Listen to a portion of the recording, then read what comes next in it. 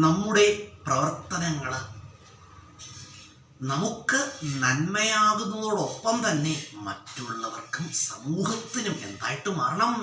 നന്മകളായിട്ട് മാറണമെന്നാണ്. അങ്ങനെ വേണം. First priority എന്ന് പറയുമ്പോൾ നമ്മളുടെ പ്രവർത്തനങ്ങൾ നമുക്ക് നന്മയായിട്ട് മാറണം. പിന്നീട് അത് മറ്റുള്ളവർക്കും സമൂഹത്തിനും എന്തായിട്ട് മാറണം? നന്മകളായിട്ട് മാറണമെന്നാണ്. അതുപോലെ തന്നെ നമ്മൾ മനസ്സിലാക്കേണ്ട ഒരു കാര്യമുണ്ട്. ജീവിതത്തിൽ നമ്മൾ എന്ത് ചെയ്താലും അതിനെന്തുണ്ടാകും?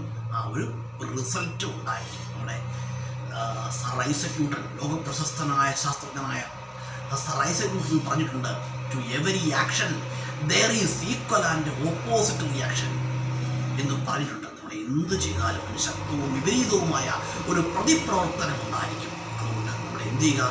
ജീവിതത്തിലെ നന്മകൾ പ്രവർത്തിക്കുക. നല്ലത് ചെയ്തു കഴിഞ്ഞാൽ നമ്മൾ മനസ്സിലാക്കണം, ജീവിതത്തിൽ നല്ലത് ചെയ്തു കഴിഞ്ഞാൽ നീ നന്മകളായി 10 മടങ്ങ് നന്മകളായിട്ട് അവ നമ്മെ തേടിയെത്തും. അതുപോലെ തന്നെയാണ് എന്തെങ്കിലും മോശം പ്രവർത്തിച്ചു കഴിഞ്ഞാലോ 10 മടങ്ങ് ആപത്തുകളായും അപകടങ്ങളായും നമ്മെ തേടിയെത്തുമെന്നാണ്. അതുകൊണ്ട് ജീവിതത്തിൽ നമ്മൾ എന്ത് ചെയ്യുക?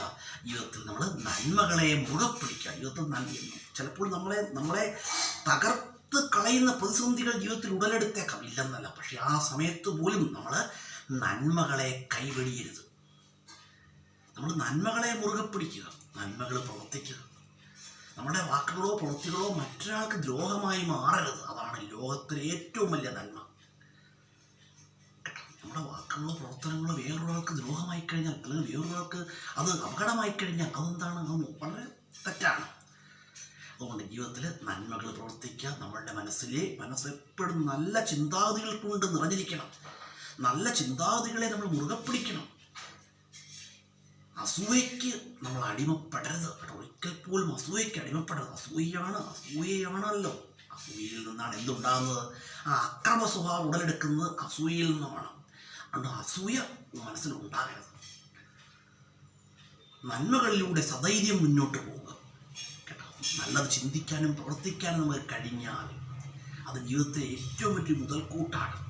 നമ്മൾ ഇന്നൊരു നന്മ ചെയ്തു കഴിഞ്ഞാൽ അതിൻ്റെ റിസൾട്ട് നമുക്ക് ഇന്ന് ലഭിക്കണമെന്നില്ല. പക്ഷേ എന്നെങ്കിലുമൊക്കെ അത് നമ്മുടെ ജീവിതത്തിൽ എവിടെങ്കിലുമൊക്കെ വെച്ച് 10 മടങ്ങ് നന്മകളായിട്ട് നമ്മെ തേടിയെത്തും. അതുപോലെ തന്നെയാണ് എന്തെങ്കിലും മോശം പ്രവർത്തിച്ചാലും അങ്ങനെ തന്നെയാണ്.